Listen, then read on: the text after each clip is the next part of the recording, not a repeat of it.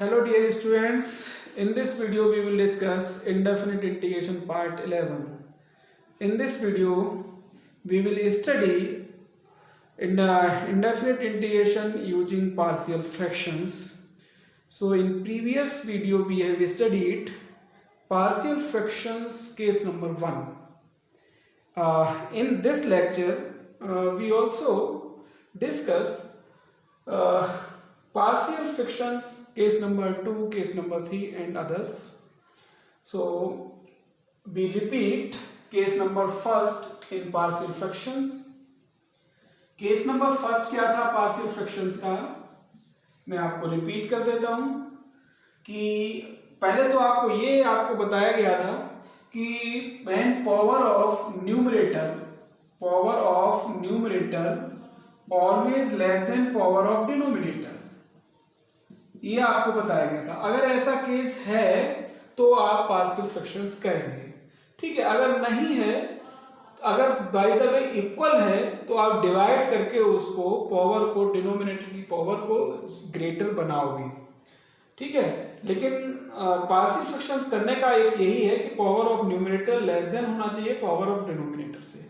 अब इसमें case number first ये था कि if denominator can be expressed as linear factor, ये डिस्कस हुआ था प्रीवियस वीडियो में। सो मतलब इसका ये है कि हर को, मैं हिंदी में लिख देता हूं, यदि हर को एक घातीय गुणनखंड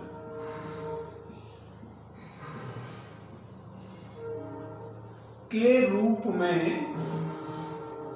व्यक्त किया जा सकता हो, ठीक है।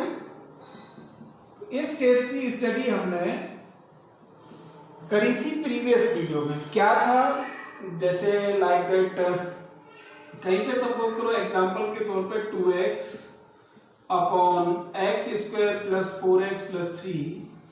अब इसकी पार्शियल फ्रैक्शंस करने हैं तो कैसे करेंगे? फर्स्ट ऑफ ऑल आपको ये देख लेना है कि डिनोमिनेटर की पावर ज्यादा है या न्यूमरेटर से, कि नहीं, यानी हर की घात है वो अंश की घात से बड़ी हो। यहां पे जैसे लिखा है पावर ऑफ डिनोमिनेटर, तो मैं ऐसे लिख सकता हूं हर की घात बड़ी होनी चाहिए अंश की घात से। अगर नहीं है तो डिवाइड करके बनाओगे, उसके बाद ही पार्शियल फ्रैक्शंस हो सकते हैं, यानी आंशिक भिन्न हो सकते हैं। सो यहां देखो पावर हर की बड़ी है अंश से, तो पार्शियल फ्रैक्शन हो सकते हैं। अब केस नंबर इसका फर्स्ट है कि if denominator can be expressed as linear factor, यदि हर को एक घातीय गुणनखंड के रूप में व्यक्त किया जा सकता है, तो फिर हम उसका मेथड बता रहे हैं कि देखो एक घाती में इसके देखो फैक्टर होंगे x+1 इंटू x+3। अब एक घाती में बना लिया इसको, तो इसको पार्शियल फ्रैक्शन करने के तरीके क्या हैं, किस तरह से करते हैं? एक्चुअली इसके डिनोमिनेटर में तो ये कंफर्म है कि x+1 आएगा और इधर ये x+3 आएगा, ठीक है।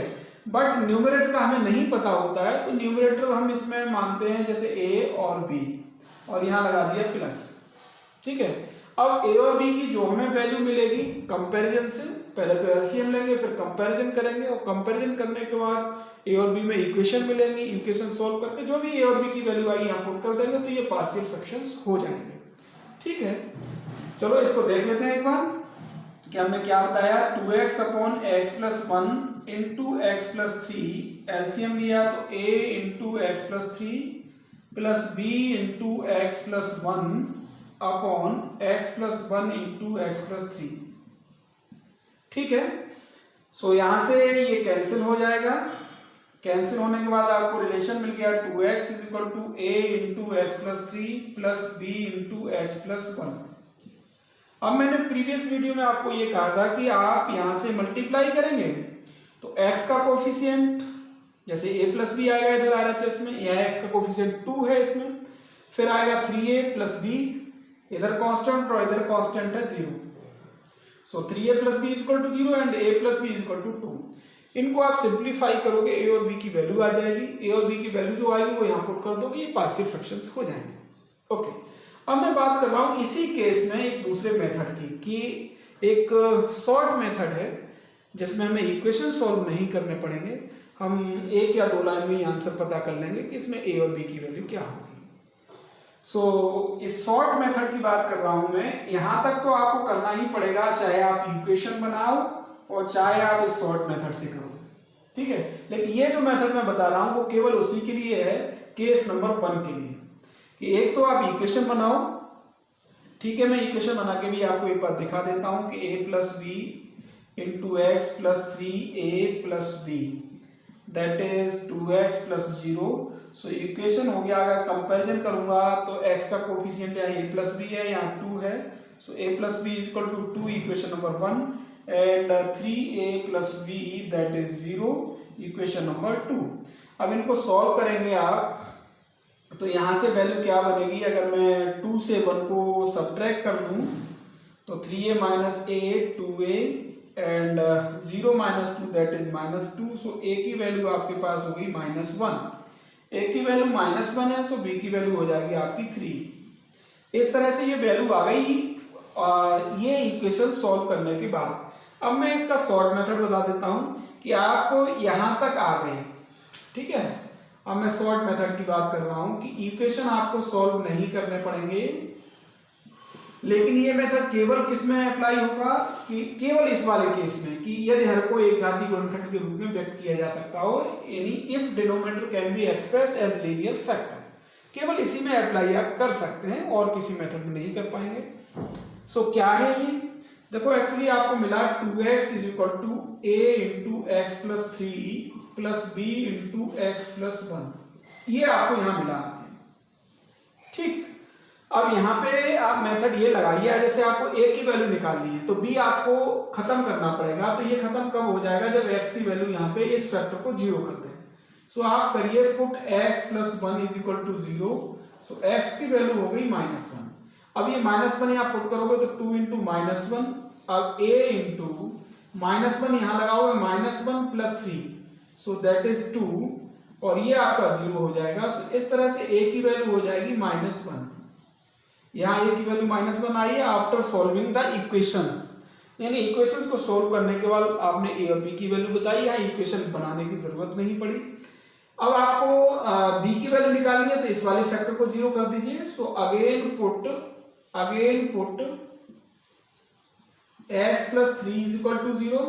सो x इक्वल टू -3 आपने पुट किया तो देखो क्या मिलेगा आपको, 2 इंटू -3, और ये तो 0 हो ही जाएगा आपका। यहाँ -3 पुट करोगे तो प्लस b इंटू -3 प्लस 1, सो -2, ठीक है। इससे आप डिवाइड करोगे तो आपको मिल जाएगा b इज इक्वल टू 3। देखो a is equal to 1, b is equal to 3, ये यहाँ से भी मिल गए आपको, ये -1 और b इज इक्वल टू 3। सो आप यहाँ पुट कर दोगे इस जगह पे, तो पार्शियल फ्रैक्शंस इसके बन जाएंगे आपके पास, पार्शियल फ्रैक्शंस यानी आंशिक भिन्न बनेंगे a upon x plus 1, a की वैल्यू है -1, सो -1 अपॉन एक्स प्लस 1, b की वैल्यू है 3 अपॉन एक्स प्लस 3। ये आपकी पार्शियल फ्रैक्शंस हो गई। सो पार्शियल फ्रैक्शंस बनने के बाद बाय द वे इसका इंटीग्रेशन आपको कराया गया है, तो आप इसको पार्शियल फ्रैक्शंस में कन्वर्ट करिए और फिर इंटीग्रेट कर दीजिए। तो इसका हो जाएगा -1 into log x plus 1 plus 3 into log x plus 3। तो इस तरह से ये इंटीग्रेशन मिल जाएगा। बट पहले ये पार्शियल फ्रैक्शंस हमने शॉर्ट मेथड से यहाँ पे समझाए, आप इसको समझ लीजिए। ये एक मेथड है, ये दूसरा मेथड बताया है a और b को फाइंड आउट करने का।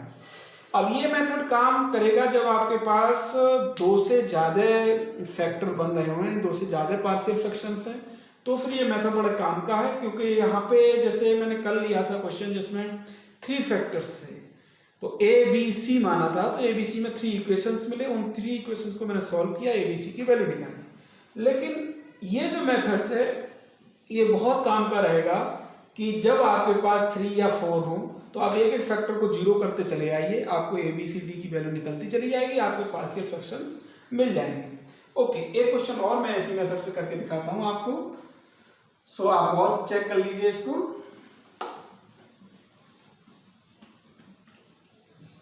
अच्छा, बाकी इसके अलावा जितने भी आपके फॉर्म रहेंगे, केस रहेंगे, उनमें आपको इक्वेशंस भी बनाने हैं। केवल इसी में जिसमें लीनियर फैक्टर हैं उसी में जो मैं ये मेथड बता रहा हूं ये आप अप्लाई कर सकते हो। जैसे मैंने एक एग्जांपल लिया, एक और एग्जांपल ले रहा हूं, जैसे x upon x minus one x plus to x minus three, x minus one x plus to x minus three, ये एक्सप्रेशन है। इसके पार्शियल फ्रैक्शंस आपको करने हैं, तो आपको क्या करना पड़ेगा, एक तो इसका एक लीनियर फैक्टर प्लस दूसरा x plus two plus third वाला एक्स माइनस थ्री, इसके ऊपर ए बना लीजिए, इसके ऊपर बी, ये सी, इस तरह से। सो देखो जो मैंने बाद में शॉर्ट मेथड बताया है वो मेथड कितना काम का है, मैं यहाँ इक्वेशंस नहीं बनाऊंगा जो कि प्रीवियस वीडियो में बनाई थी, इसमें नहीं बनाऊंगा, इस मेथड को आपको बता रहा हूँ, आप समझ लीजिए इसको अच्छे से। एलसीएम आप लेंगे, ये काम आपको करना ही पड़ेगा। तो देखो क्या बनेगा, एलसीएम लेके कि x minus one into x plus two into x minus three. अब देखो a के लिए आपको x plus two into x minus three करना पड़ेगा, b के लिए आपको x minus one x minus three करना पड़ेगा, और c के लिए आपको x minus one into x plus two करना पड़ेगा। So x upon x minus one x plus two into x minus three. So इस तरह से आप लिखेंगे। सो देखिए आप यहां से ये कैंसिल हो जाएगा जैसा हर एक में हुआ है। अब देखो ये बना आपके पास x, तो a into x plus to x minus three plus b into x minus one x minus three plus c into x minus one into x plus to. ये आपके पास एक रिलेशन बन गया। अब इसके बाद में प्रीवियस मेथड में हम क्या करते थे कि इसका मल्टीप्लाई किया, यहाँ किया मल्टीप्लाई, ये किया, फिर हम एक्स स्क्वायर का कोफिशिएंट एबीसी में जो भी बनता था, फिर एक्स और उसके बाद कांस्टेंट, थ्री इक्वेशंस यहाँ बना लेते थे। और थ्री इक्वेशंस बनाने के बाद में हम ए बी सी को सॉल्व करके उन इक्वेशंस की वैल्यू निकालते थे ए बी सी की, और वो यहाँ पुट करके फिर वो हो जाती थी पार्शियल फ्रैक्शंस। यहाँ मैं क्या करूंगा कि शॉर्ट मेथड का यूज करूंगा। तो इसमें जैसे लाइक दैट मैंने शुरुआत में ए की वैल्यू निकालनी है इसकी, ठीक है, तो मुझे बी और सी को जीरो बनाना पड़ेगा, इसको और इसको। अब बी और सी को जीरो बनाना पड़ेगा, तो इसमें देखो कॉमन फैक्टर कौन सा है, x minus one into x minus three, x minus one into x plus to. तो इसमें एक्स माइनस वन इसमें भी आ रहा है, एक्स माइनस वन इसमें भी आ रहा है, ध्यान देना, एक्स माइनस वन फैक्टर यहाँ भी आ रहा है, यहाँ भी आ रहा है। तो इस फैक्टर को मैं जीरो बनाऊंगा। सो मैं लिखूंगा यहाँ पे put x minus one is equal to zero, so value of x is equal to one. अब जैसे ही मैंने x equal to value one put किया यहाँ पे, तो वन तो यहाँ आ जाएगा, दोनों तरफ पुट करना पड़ेगा, बट ये ध्यान रखेंगे LHS में वन। अब देखो यहाँ पे क्या वन पुट किया है, तो a इंटू थ्री और one minus three that is minus two. So value of a is equal to यहां मिल जाएगा आपको माइनस वन बाई सिक्स, ठीक है, इस तरह से आपको मिल जाएगा। अब लाइक दैट आपको b की वैल्यू निकालनी है, a की निकल आई, अब b की निकालनी है, तो a और c इनको जीरो बनाना पड़ेगा। अब a और c में कॉमन फैक्टर देखिए, कॉमन फैक्टर है आपका x प्लस टू, यहाँ भी x प्लस टू है। सो अब आपको put x plus two is equal to zero, so x equal to minus two आपको पुट करना है, माइनस टू दोनों तरफ पुट करिए, minus two is equal to यहाँ पुट करना है इसमें। सो माइनस टू पुट करोगे तो ये जीरो हो जाएगा, लास्ट वाला जीरो हो जाएगा। b वाला देखो b into minus two minus one minus three and minus two minus three that is minus five. So value of v is equal to two upon fifteen, minus का वो भी minus two upon fifteen, ये b की value आ जाएगी। अब मुझे c की वैल्यू निकालनी है, तो a और b को जीरो बनाना पड़ेगा। तो यहाँ देख लीजिए a और b में कौन सा कॉमन फैक्टर है, कॉमन फैक्टर है यहाँ x minus three. So x minus three को जीरो रखूंगा, so put x minus three is equal to zero, यानी x की वैल्यू मुझे थ्री पुट करनी है इसमें। सो इधर LHS में थ्री आ गया, RHS में क्या आएगा देखो, ये जीरो हो जाएगा, ये जीरो हो जाएगा। c की जगह पे देखो three minus one two and three plus two five, तो c की वैल्यू आ जाएगी थ्री अपॉन टेन। अब देखो without doing any long calculation आपने पता कर लिए a b c की वैल्यू। अब a b c की वैल्यू जब पुट कर लिए और पता कर लिए, तो आप इसमें पार्शियल फ्रैक्शंस इसके क्या होंगे मैं यहाँ लिख देता हूँ। पार्शियल फ्रैक्शंस आर, यानी आंशिक भिन्नें क्या होंगी, पार्शियल फ्रैक्शंस आर, a की वैल्यू आपके पास है minus one upon six, so minus one upon six into में ये आ जाएगा x minus one plus b की वैल्यू है -2/15, तो -2/15, सेकेंड वाला फैक्टर x+2 आ जाएगा, और c की वैल्यू है 3/10, तो 3/10 थर्ड फैक्टर इज x-3। सो इतना बड़ा ये एक्सप्रेशन ये वाला डायरेक्टली पार्शियल फ्रैक्शन में इस तरह से ब्रेक हो गया, और उसके बाद अब इसका इंटीग्रेशन कर सकते हैं अगर आपसे इंटीग्रेशन इसका पूछा गया है तो। अभी मैं फिलहाल पार्शियल फ्रैक्शंस की बात कर रहा हूं, ठीक है। तो आप इस क्वेश्चन को समझ लीजिए, इसकी कैलकुलेशन एक बार चेक कर लो, बस मेथड आपके समझ में आ जाना चाहिए कि मैंने क्या मेथड अप्लाई किया है। ये जो फैक्टर पुट करने वाला मेथड है ये केवल इसी केस के लिए है कि if denominator can be express as linear factor, अगर डिनोमिनेटर में सभी लीनियर फैक्टर हैं तो आप बेझिझक इस मेथड को यूज कर सकते हो। लेकिन केस सेकंड जो मैं अभी डिस्कस करूंगा, केस थर्ड, उसमें आप ऐसा नहीं कर पाएंगे। देखो कैसे, अब मैं केस नंबर सेकंड डिस्कस करता हूं, आप इसका स्क्रीनशॉट ले लें, इसके बाद मैं आगे की बात करूंगा।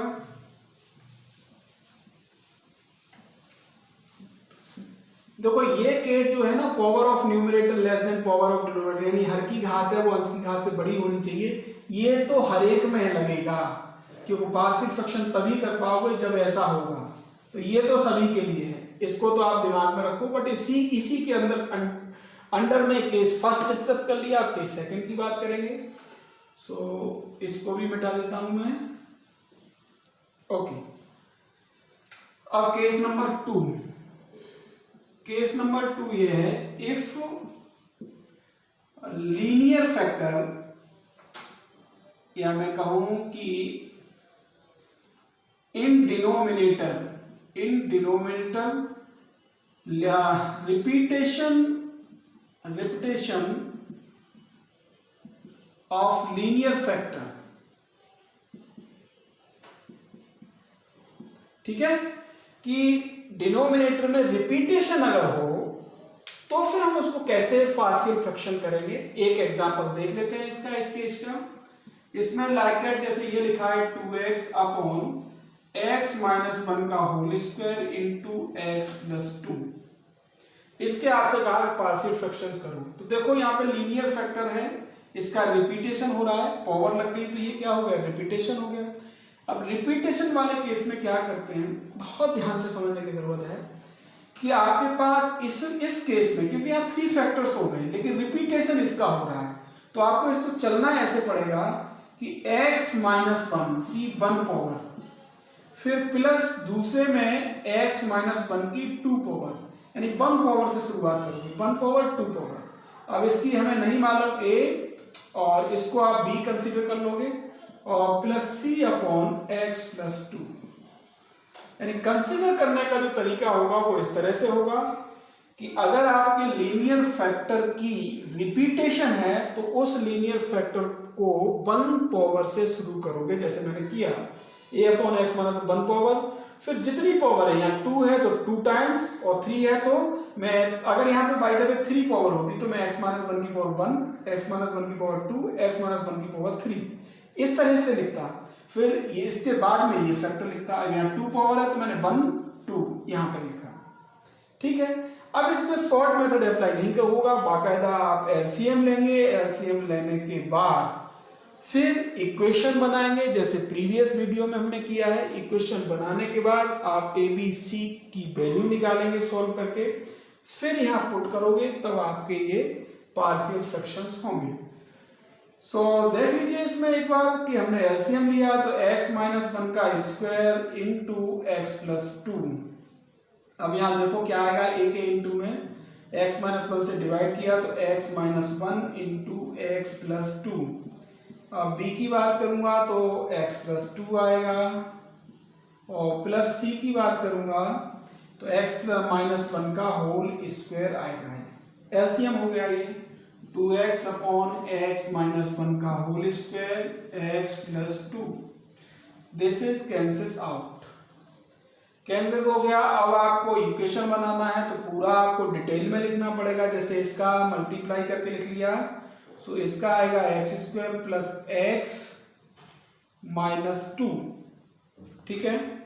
इसके बाद आपके पास b है ओनली x+2, c है, इसके भी कर लीजिए आप x square minus 2x plus 1, ये काम आपको करना पड़ेगा। ओके, अब आप देख लीजिए a इंटू एक्स स्क्वायर और c जो है इस तरह से है c इंटू एक्स स्क्वायर, तो यहाँ तो एक्स स्क्वायर का टर्म है नहीं, तो एक्स स्क्वायर के लिए a और c, तो मैं इसको लिखूंगा a plus c into x square. ठीक, अब x का टर्म मुझे लिखना है तो ax plus b x minus 2, so आप लिखोगे a प्लस बी और यहाँ हो जाएगा माइनस 2c इंटू एक्स। अब कांस्टेंट देख लेता हूँ, माइनस 2a ये बना प्लस 2b प्लस c, ये 2b बन गया, ये प्लस c, ये कांस्टेंट हो गया। देखो एक्स स्क्वायर एक्स का टर्म ये कांस्टेंट, अब यहाँ क्या है देखो एक्स स्क्वायर का टर्म नहीं है तो आप इसको लिख लो 0 into x square 2 into x, और कांस्टेंट भी यहाँ 0 है, तो इस तरह से आप लिख लीजिए। कंपैरिजन करोगे तो आपको इक्वेशन मिलेगा a plus c that is 0, second equation मिलेगा आपको a plus b minus 2c, इसकी कंपैरिजन करोगे x का कोफिशिएंट ये है, इधर x का 2 है तो दैट इज 2, इसको इक्वेशन नंबर 2 डाल दीजिए, और ये है constant minus 2a plus 2b plus c, constant यहाँ पे 0 है, सो आप यहाँ 0 कर लीजिए। ओके, अब इस इक्वेशन को आप थर्ड डाल दीजिए। सो फर्स्ट ऑफ ऑल तो आप सेकंड और थर्ड को सॉल्व करके c माइनस 2c है, c का यहाँ 2 का मल्टीप्लाई करके ऐड कर देना, 2 का मल्टीप्लाई करना पड़ेगा थर्ड में, और 2 से इससे ऐड करोगे आप सेकंड वाले से तो a और b में इक्वेशन मिलेगी। उस a और b की इक्वेशन को, सॉरी आप एक काम कर लो, यहाँ पे इसको और इसको सॉल्व कर लो, थर्ड को और फर्स्ट को, क्योंकि ये a और c में है।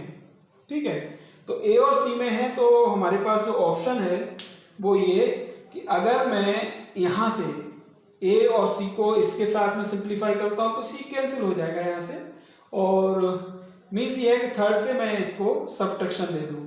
ठीक है, और इसको सॉल्व करके a और b में इक्वेशन निकालूं तो फिर a और b में इक्वेशन आ जाएंगे। आप जैसे चाहो वैसे सॉल्व कर सकते हो इसको, नो प्रॉब्लम।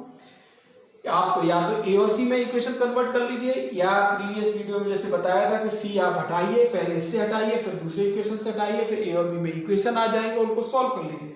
तो इस तरीके से आपकी value a, b and c इस तीनों की ही वैल्यू आ जाएगी। ओके, तो मुझे ये मिटाना पड़ेगा। आई होप ये बात आप समझ गए होंगे, नहीं तो मैं आपको सॉल्व करके एक बार दिखा देता हूं ये।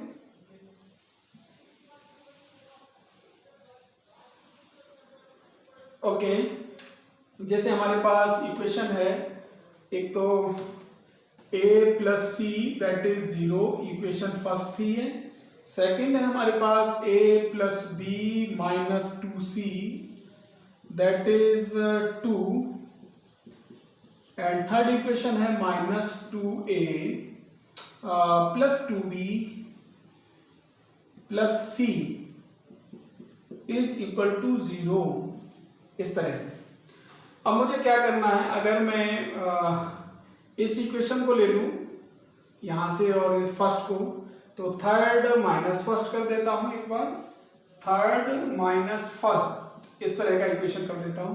तो थर्ड माइनस फर्स्ट करोगे तो माइनस 2 माइनस ए माइनस 3 है। ठीक है, 2b नहीं है इसमें तो 2b ही रहेगा, और c माइनस सी 0 हो जाएगा, दैट इज ऑल्सो 0। ये आपका इक्वेशन नंबर 4 हो गया, a और b में हो गया। अब मुझे c इसमें से हटाना है तो सेकंड और थर्ड को सॉल्व कर लूंगा। तो सेकंड थर्ड में क्या करूंगा मैं, 2 माइनस 2 इंटू 3, 2 इंटू 3 इस तरह से लिखूंगा। तो देखो क्या बनेगा आपका, यहाँ पे सेकंड वाला ये इक्वेशन है, इसमें 2 का मल्टीप्लाई करके मैं ऐड करूं, क्योंकि यहाँ माइनस है यहाँ प्लस है, तो ऐड कर देता हूं। तो 2 का मल्टीप्लाई इसमें सेकंड, तो minus 4a plus a that is minus 3a, 4b plus b that is 5b, 2c minus 2c 0, और यहाँ 2 0 प्लस 2 दैट इज ऑल्सो 2। अब ये इक्वेशन आपका फिफ्थ हो गया। ओके, अब ये फिफ्थ इक्वेशन है, आप फोर्थ माइनस फिफ्थ कर दीजिए। फोर्थ माइनस फिफ्थ करोगे आप यहाँ पे, जिससे तो -3a प्लस 3a कैंसिल हो जाएगा, 2b minus 5v that is -3b, और 0 minus 2 so value of v is equal to 2/3। b की वैल्यू आ गई। अब किसी एक इक्वेशन हम पुट कर सकते हैं b की वैल्यू इसी में, like that from fourth equation को देखो, यहाँ पे -3a प्लस 2b, सो 2 इंटू बी की value 2/3 is equal to 0, so 3a आप RHS में ले जाइए 4/3 हो जाएगा, सो a इज इक्वल टू हो गया 4/9। अब a की वैल्यू आपके पास है, इक्वेशन फर्स्ट आपके पास है a plus c is equal to 0, so value of c from first आप लिख सकते हो, value of c is equal to -4/9। तो इस तरह से आपको b मिल गया, a मिल गया, c मिल गया। कैलकुलेशन आप चेक कर लें, कोई प्रॉब्लम नहीं है, बट पैटर्न और मेथड सेम है। अब ये abc की वैल्यू जो हमने पार्शियल फ्रैक्शंस कंसीडर करे थे कि a अपॉन x माइनस 1, तो 4/9 इंटू x माइनस 1, फिर b हमारे पास 2/3, फिर x माइनस 1 का स्क्वायर, उसके बाद c था -4/9, और जो भी फैक्टर था x प्लस 2 वो अपॉन में आ जाएगा। ओके, तो इस तरीके से हमारे पास abc की वैल्यू फाइंड आउट हो गई, बट इक्वेशन सॉल्विंग के बाद। ठीक है, तो इस तरह का केस नंबर सेकंड है। अल्टीमेटली जो बात आई निकल के वो ये कि किस तरह की फॉर्म हो तो हमें क्या कंसीडर करना चाहिए, ये इंपॉर्टेंट बात है। मेथड सेम है कि आपको बाकायदा फैक्टर के हिसाब से पार्शियल फ्रैक्शंस लिखने हैं, ABC या जो भी मानना है तो जिस तरह से मानना है, फिर एलसीएम लेना है, इक्वेशंस बनाने हैं, इक्वेशंस को सॉल्व करके जो भी आपके ABCD हैं उनकी वैल्यू निकालनी है, और वैल्यू निकाल करके आपको पुट करना है। तो इंपॉर्टेंट बात यह है कि जिस तरह का एक्सप्रेशन होगा, ठीक है, उस एक्सप्रेशन के अकॉर्डिंग ही आप उसको पार्शियल फ्रैक्शन की फॉर्म में कन्वर्ट करोगे। जैसे अब केस नंबर थर्ड लेता हूं, ये रिपीटेशन वाला मैंने बता दिया आपको। केस नंबर थर्ड अब ये है कि if denominator can not be expressed as linear factor, अगर ऐसा कोई डिनोमिनेटर यानी हर में लिखा हुआ है जिसके एक घातीय गुणनखंड नहीं हो सकते हो, तो उसकी पार्शियल फ्रैक्शन किस रूप की होंगी, किस फॉर्म की होंगी। जैसे न्यूमरेटर में कुछ भी लाइक दैट लिखा हुआ है, जैसे 2x², okay, and x plus 1 into x² plus 2। अगर मल्टीप्लाई करेंगे तो यहाँ क्यूबिक मिलेगा, ऊपर 2 पावर है, नीचे क्यूबिक है, तो पार्शियल फ्रैक्शंस हो जाएंगे। लेकिन अब केस थर्ड है जिसमें लीनियर फैक्टर एक तो है बट इसके फैक्टर नहीं होंगे, तो फिर क्या करना कि इसकी जो पार्शियल फ्रैक्शन है एक्चुअली जो लीनियर है उसको तो ऐसे आप कंसीडर कर लोगे a/x+1।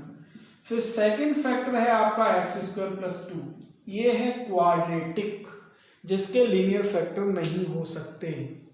तो इसके न्यूमरेटर में यानी अंश में क्या माना जाए, तो इसके न्यूमरेटर में आप मानोगे लीनियर यानी रैखिक।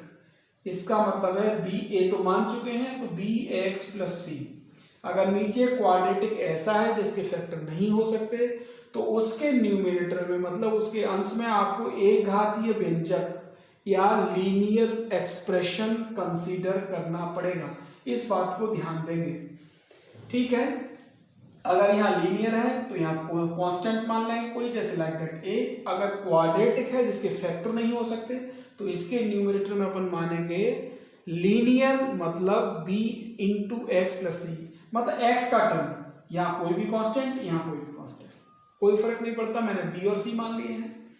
अब पैटर्न सॉल्व करने का वही है क्या कि आप एलसीएम लेंगे बाकायदा, x plus 1 into x² plus 2, और यहाँ एलसीएम लेंगे तो a into x² plus 2, bx plus c into में x प्लस 1, और यहाँ 2x² upon x plus 1 into x² plus 2।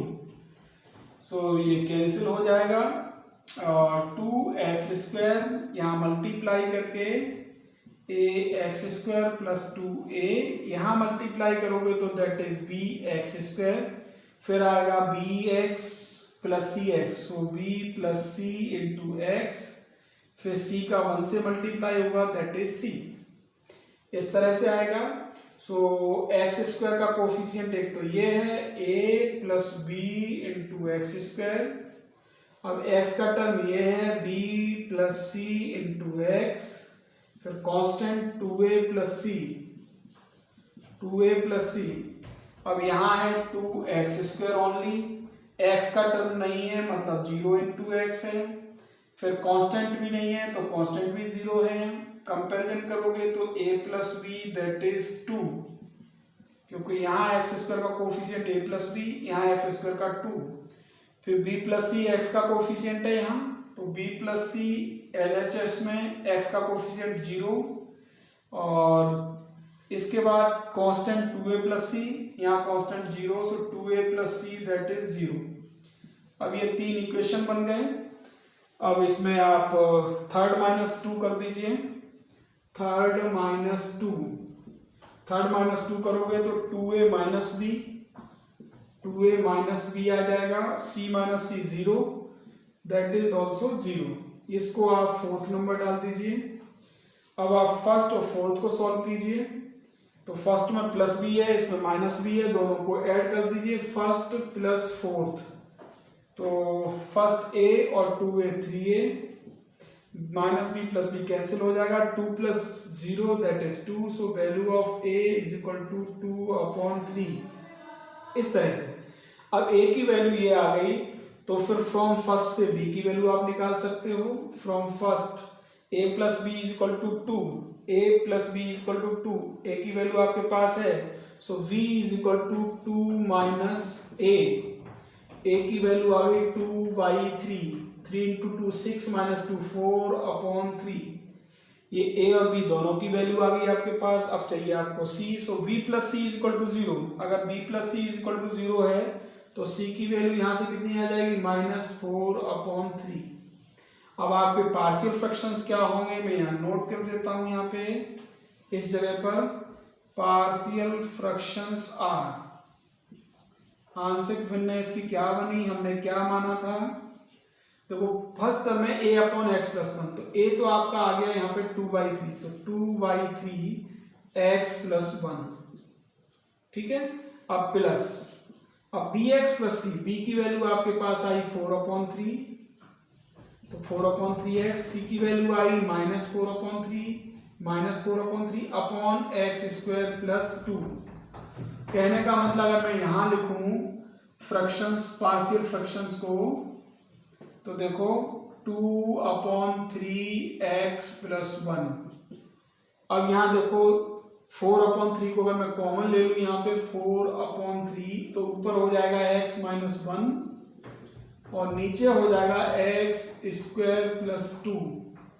इस तरह से आपकी पार्शियल फ्रैक्शंस हो गई इस एक्सप्रेशन की। अब जरा दिमाग लगाओ, अगर आपसे इंटीग्रेशन पूछा है इसका, तो आप इसकी जगह पर ये लिखोगे पार्शियल फ्रैक्शंस करने के बाद में, तो 2/3 log x प्लस 1 इसका इंटीग्रेशन हो जाएगा। फिर इंटीग्रेशन में ये, तो नीचे क्वाड्रेटिक है, इसको सेपरेट कर सकते हो x/x स्क्वायर प्लस 2 करके, ठीक है। तो नीचे वाले का डिफरेंशिएशन ऊपर मिल जाएगा आपको, इसका इंटीग्रेशन लॉग में आ जाएगा, -1/x स्क्वायर प्लस 2 बनेगा, और 1/x square plus 2 tan inverse का फॉर्मूला बनेगा। तो आप इस तरीके से इसका इंटीग्रेट कर सकते हो, इंटीग्रेशन कर सकते हो। बट आपको क्या आना चाहिए, पार्शियल फ्रैक्शंस आने चाहिए। तो मैंने यहाँ पे 3 केसेस डिस्कस किए हैं, और 3 केसेस अगर डिस्कस किए हैं तो इनका मैं एक बार फॉर्म आपको लिख देता हूँ, जिसको आप समझ लीजिए कि किस तरह का एक्सप्रेशन दिया है, और तो आपको पार्शियल फ्रैक्शन किस फॉर्म की कंसीडर करनी है, ठीक है। तो बस इसमें इक्वेशंस बनाना और इक्वेशंस को सॉल्व करना है, ये तो सभी में है, हर एक केस में है, लेकिन इसमें कंसीडर क्या किया जाए, किस तरह से किया जाए, जबकि आपको ये बनाना, ये तो आपको सभी में करना है, एलसीएम लेना, फिर कंपैरिजन करके इक्वेशन बनाना, ये तो सभी में करना है हर एक केसेस में। लेकिन इंपॉर्टेंट बात आती है कि आपको यहाँ किस तरह की पार्शियल फ्रैक्शंस कंसीडर करनी है, ये इंपॉर्टेंट बात है। तो हर एक केसेस में अलग अलग बताए हैं हमने, तो मैं आपको एक बार लिख देता हूँ यहाँ पे किस तरह का फॉर्म है, तो आपको कैसे कंसीडर करोगे। ओके, पार्शियल फ्रैक्शन एक्चुअल में टॉपिक है पूरा, और इसमें कई एक लेक्चर चाहिए होते हैं, लेकिन जो इंटीग्रेशन के लिए जरूरी है मैंने वो केस डिस्कस करे हैं आपसे, और इन केसेस के बेस पे आप इंटीग्रेशन करोगे। तो पहले तो मैं फॉर्म लिख देता हूं और उसकी पार्शियल फ्रैक्शंस। सो फॉर्म्स कि किस तरह की फॉर्म्स है और उनकी पार्शियल फ्रैक्शंस किस तरह से कंसीडर करोगे। पार्शियल फ्रैक्शंस फॉर्म कि पार्शियल फ्रैक्शन का फॉर्म किस तरह का होगा, किस तरह के एक्सप्रेशन में। तो एक्सप्रेशन मैं लिख दे रहा हूं यहाँ पे, एक्सप्रेशन यानी कोई भी व्यंजक है, हिंदी में लिख दूं तो व्यंजक, और किस व्यंजक की किस तरह की आंशिक भिन्न होंगी, आंशिक भिन्न रूप, आंशिक भिन्न का रूप क्या होगा, बस जैसे लाइक दैट। ऊपर ये तो तय है कि न्यूमरेटर की जो पावर है, पावर ऑफ न्यूमरेटर वो लेस देन होनी चाहिए पावर ऑफ डिनोमिनेटर, ये तो सभी में, इसमें तो कोई समझौता हो ही नहीं सकता। ठीक, अब मैं कह रहा हूं कि ऊपर आपका कुछ भी लिखा हुआ है लाइक दैट, जैसे कोई भी px और नीचे इस तरह का फैक्टर लिखा हुआ है x minus a into x minus b into x minus c. ठीक है, बट यहाँ जो px है इसकी पावर इससे कम है, यानी अगर ये क्यूबिक है तो ये 2 पावर का हो सकता है, 1 पावर का हो सकता है, और कांस्टेंट हो सकता है। तो मैं यहाँ ये भी कह सकता हूं यहाँ पे इस पॉइंट पे कि पावर ऑफ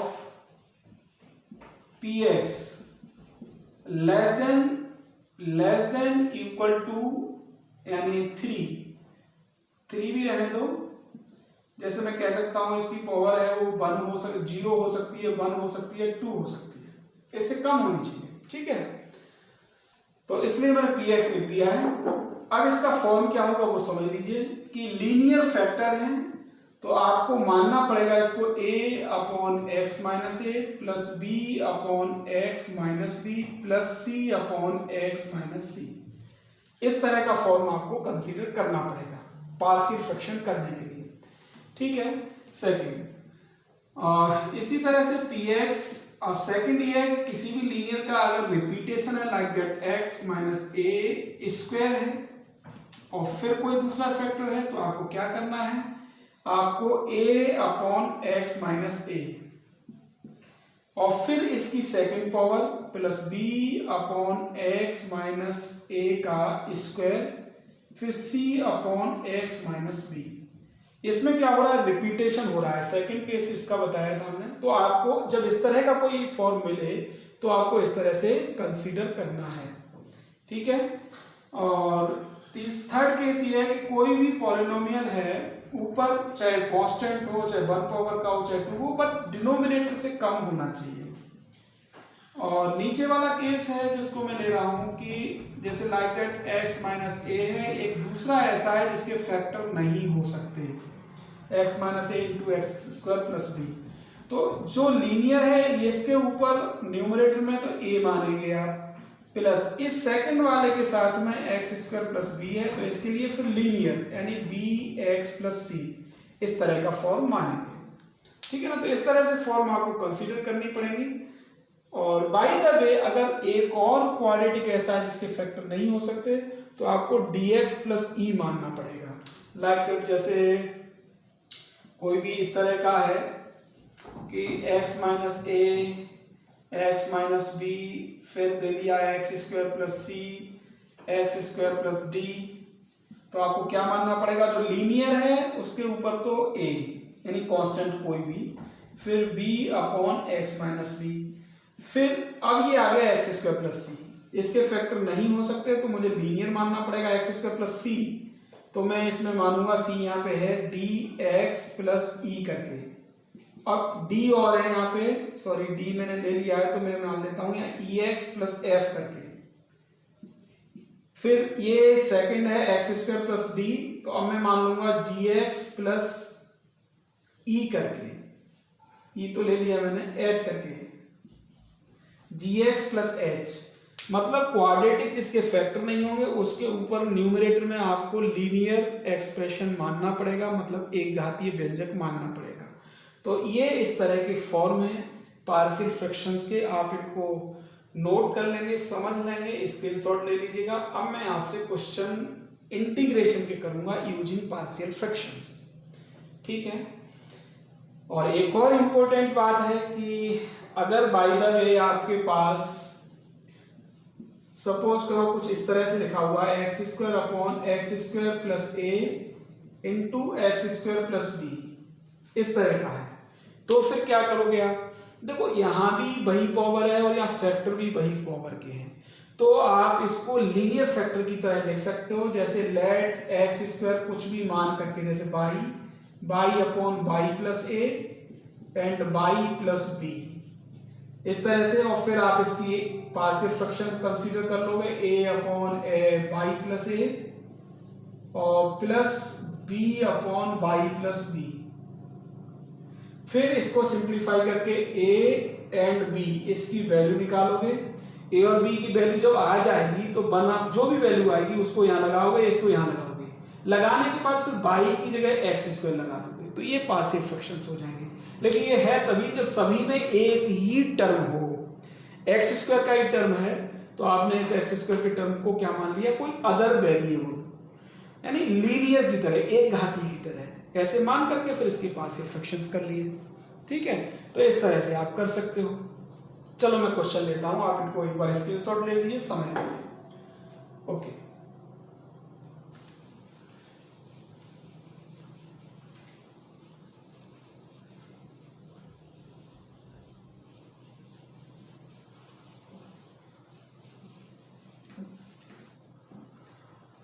अब मैं एक इंटीग्रेशन का क्वेश्चन ले रहा हूं। इंटीग्रेशन ऑफ, क्वेश्चन ये है आपके पास like that x upon x minus 1 into x square plus 2 dx, इसका इंटीग्रेशन करना है। तो अब इसके इंटीग्रेशन में हमारे समझ में आ जाना चाहिए कि नीचे वाला जो एक्सप्रेशन है अगर मल्टीप्लाई करोगे तो क्यूबिक मिलेगा, ऊपर